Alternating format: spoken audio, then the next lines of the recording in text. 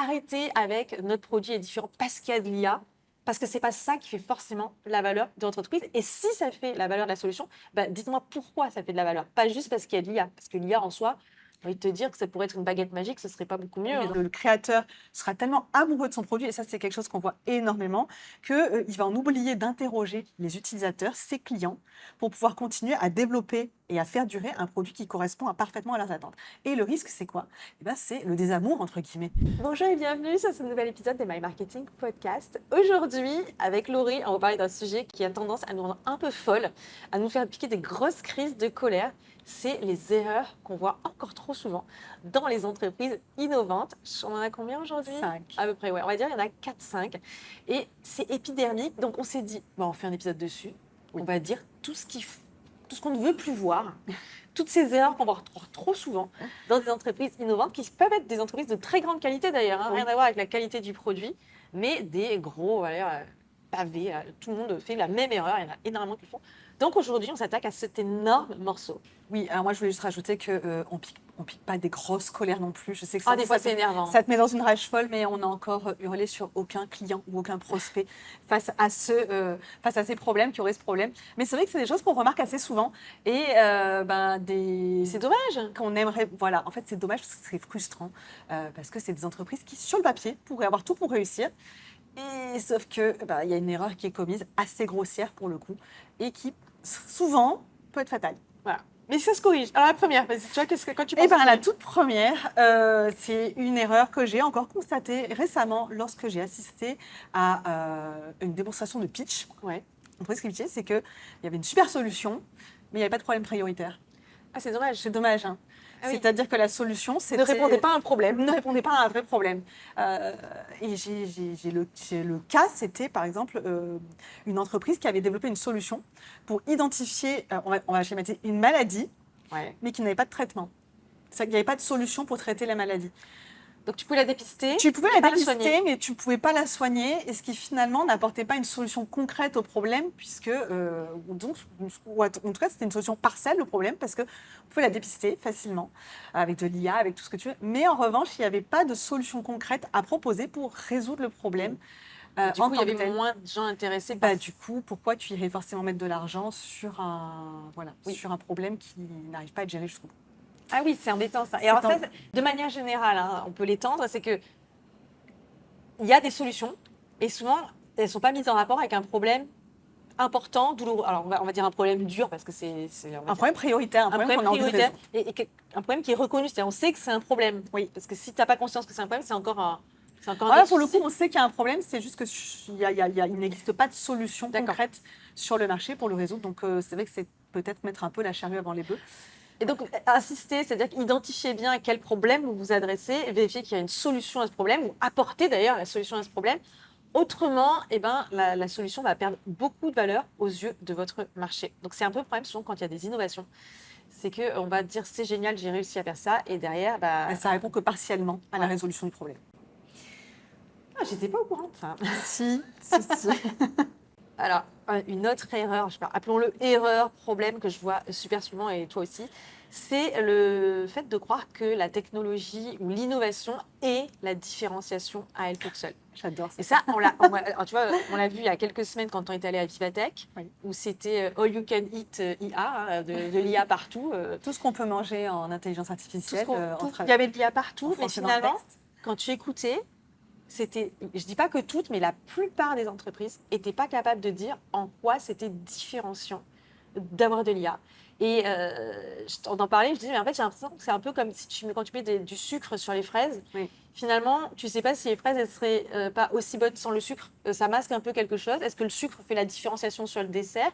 Et moi, j'ai envie de dire, quand vous parlez d'une innovation comme une différenciation, assurez-vous que si vous enlevez cette innovation, ça retire vraiment quelque chose de la valeur au produit ou à votre solution en général. Parce que si ce n'est pas le cas, ce n'est pas une différenciation.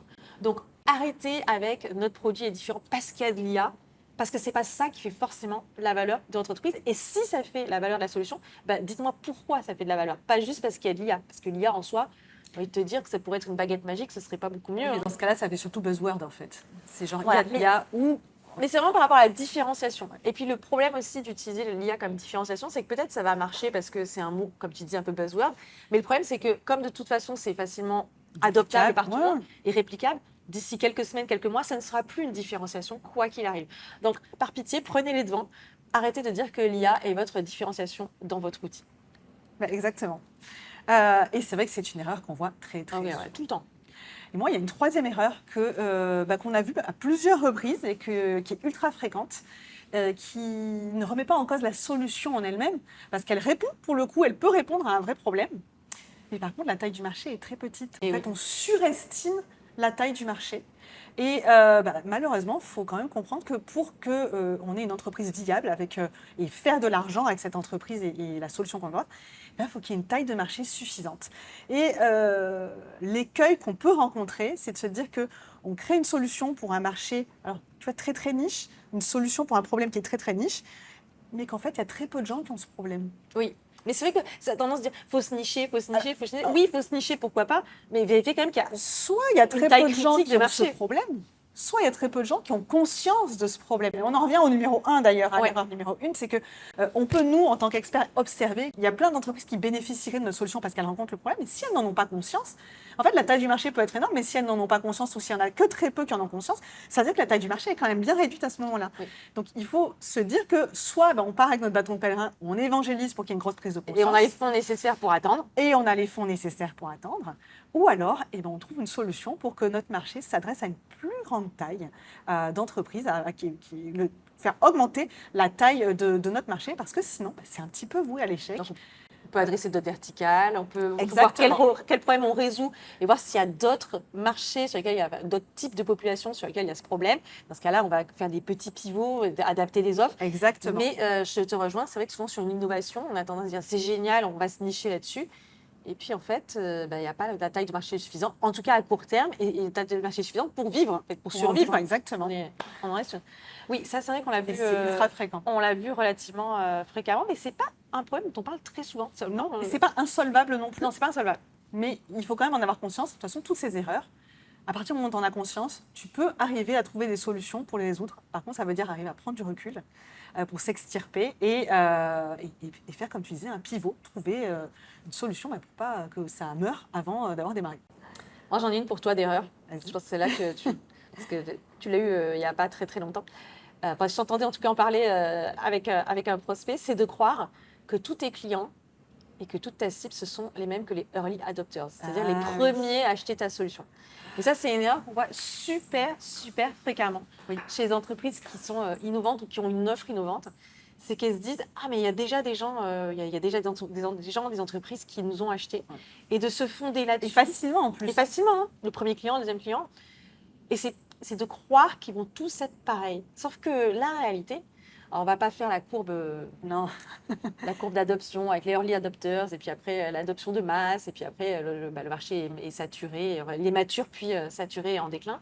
Mais ce qui va se passer, c'est que les premiers acheteurs, alors on parle vraiment B2B, mais c'est aussi pareil en B2C, ils ont des motivations qui sont souvent un peu différentes.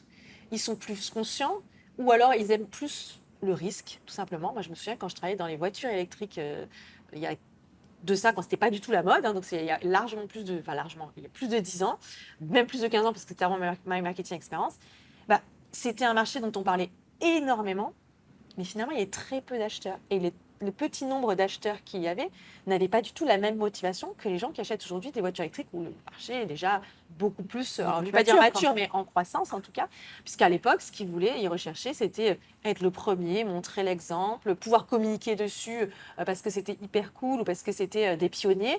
Alors qu'aujourd'hui, tu n'es plus vraiment un pionnier quand tu achètes une voiture électrique, tu l'achètes parce que tu as des bonus écologiques ou parce que tu veux faire du bien à la planète. Même. Mais je peux assurer que la plupart du temps, à l'époque, ce n'était pas forcément faire du bien à la planète pour les motivations. Et donc, c'est de croire que ce petit pool de personnes qui achètent au début, qui sont des early adopters, c'est le modèle type des acheteurs qu'on va avoir par la suite. Pas du tout. Ils n'ont pas le même niveau de maturité, ils n'ont pas le même niveau de conscience. Et donc, si on veut plus largement diffuser son innovation et la faire adopter, il faut beaucoup plus explorer ceux qui ne sont pas encore convertis. Exactement. Ce qui veut dire qu'en fait, les leviers sur lesquels on va qu'on va actionner dans la prise de décision, dans les déclencheurs de la décision, même après aussi les leviers pour rassurer. Dans le Dans le positionnement. positionnement ne sont pas les mêmes. Et moi, j'ai souvenir d'avoir un rendez-vous avec un prospect, s'il regarde ou s'il écoute, peut-être qu'il se reconnaîtra, qui avait commencé à vendre. Ça faisait plusieurs années qu'il avait développé son outil, c'était un logiciel, et qui disait oui, j'ai jamais eu aucun mal à le vendre et tout le monde pourrait bénéficier, mais les prospects sont cons, ils n'ont pas compris qu'ils auraient intérêt à utiliser mon logiciel. Ben non, en fait, les premiers ont bien compris parce que c'était des pionniers. Mais c'était quand même une solution qui nécessitait d'adopter des nouvelles façons de travailler et que certaines entreprises pionnières avaient facilement adopté. Mais lui, il ne percutait pas, il pensait que le reste du marché était complètement demeuré. Ce qui n'est clairement de toute façon, pas... la conclusion que les gens sont cons, ce n'est pas une bonne Ce n'est posture. jamais une bonne posture à adopter. Hein. De toute façon, c'est le marché qui décide. Ce n'est pas à nous de juger s'ils sont stupides ou pas. Et lui, il avait vraiment, il n'avait pas du tout conscience qu'il y avait une différence entre les premiers qui avaient pris le risque de lui faire confiance et le reste du marché qui, effectivement, c'était un marché qui était très important. Il y avait besoin d'être... Et donc, il y a d'autres leviers à actionner, parce que ce n'est pas un problème solvable, attention. C'est pas Non. Mais il faut accepter que tous ne soient pas dans le même moule. Est-ce que tu as un dernier piège que tu vois souvent? Oui. Et je pense que celui-là, il va parler à tout le monde. C'est penser que en fait, le produit est la star, tu sais. C'est ceux qui tombent amoureux. Ils se vendent tout seuls. Oui. Il est tellement bien qu'il se vendra tout seul. Il est tellement bien qu'ils se vendent tout seuls. Le produit est la star. Donc, on va mettre le focus uniquement sur le produit, sur bichonner le produit, développer le produit. Mais par contre, pas du tout sur l'utilisateur final. Ah oui. Voilà. Donc, en fait, ça fait qu'on se fait plaisir en développant un produit. Et des nouvelles fonctionnalités. Et des nouvelles fonctionnalités tous les jours. Mais sans se poser la question de savoir si ces fonctionnalités, elles sont désirées par le consommateur final, en fait, par les utilisateurs, qui, spoiler, bien souvent n'en ont rien à faire, ou attendre autre chose, tout simplement. Mais comme ce qu'ils attendent peut-être, ça brille un peu moins, et que de toute façon, on ne leur demande pas leur avis, oui. On développe, les entreprises développent des fonctionnalités qui ne sont pas demandées ou attendues, ou en tout cas pas prioritaires pour l'utilisateur. Ce qui fait que finalement, là où elles ont adopté un outil, ça va générer de la frustration parce que l'entreprise, on va dire le créateur, sera tellement amoureux de son produit, et ça c'est quelque chose qu'on voit énormément, qu'il va en oublier d'interroger les utilisateurs, ses clients, pour pouvoir continuer à développer et à faire durer un produit qui correspond parfaitement à leurs attentes. Et le risque, c'est quoi ? C'est le désamour, entre guillemets, de l'utilisateur qui, au départ, avait adopté une solution en disant « elle me correspond » et qui finalement, on te dit en fait, on ne prend jamais en compte ce dont moi j'ai besoin et la solution finit par ne plus être en adéquation avec ses besoins, son utilisation. Il y a d'autres solutions sur le marché et on part à la concurrence. Et la corollaire de ça, du coup, je pense que c'est quasiment une sixième erreur, une erreur bonus, j'ai envie de dire. Ça vient toujours du même schéma. C'est je développe des fonctionnalités en plus, le produit est la star. Mais c'est c'est de penser que plus on va en mettre dans le produit, plus il va être aimé, plus il va répondre à des besoins, plus on va avoir de clients, parce qu'en fait, il manque toujours quelque chose. Et donc, on ne va pas commencer à marketer le produit avant qu'il y ait ça. Donc, de toujours retarder ou conditionner la commercialisation à large échelle d'un produit parce qu'il n'y a pas telle fonctionnalité. Et donc ça, souvent, ça fait prendre beaucoup de retard. Oui, le produit parfait. Sur la commercialisation et le go-to-market, globalement, d'un produit. Et de travailler beaucoup plus ce côté produit parfait, qui n'existe pas. Non, mais il n'existera jamais en plus. Il n'existera jamais. Plutôt que de commencer à s'attaquer à quel est le positionnement de mon produit, quel est le message, quelle est ma différenciation, qui ça, on le sait, c'est ce qui va permettre, de savoir ce qu'on fait, de résoudre un problème et d'attirer des clients, parce qu'on va commencer à en parler avec les bons mots, si vous faites bien le travail ou si vous vous faites bien accompagner. Pas de message subliminal. Et également, de commencer à créer une marque, de commencer à créer de l'attachement, de commencer à créer de la différence, pour être perçu différemment sur le marché, et ce qui permet aussi de retarder toujours cette guerre par les fonctionnalités dont on a déjà parlé, où finalement, comme tout le monde peut se copier, on va avoir besoin de tout le temps ajouter une couche, une fonctionnalité, quelque chose de plus poussé, plus puissant. Boosté par l'IA. Pardon ? Boosté par l'IA. Boosté par l'IA, bien entendu. Propulsé, pardon. Propulsé par l'IA. Et en oubliant complètement que si on développe justement ce territoire de la marque, de la différenciation avec un positionnement très fort, en fait, on va créer de l'attachement. Et pas créer de l'attachement que par le produit qui est toujours plus performant, mais créer de l'attachement par la marque qui, on le sait, est beaucoup plus fort.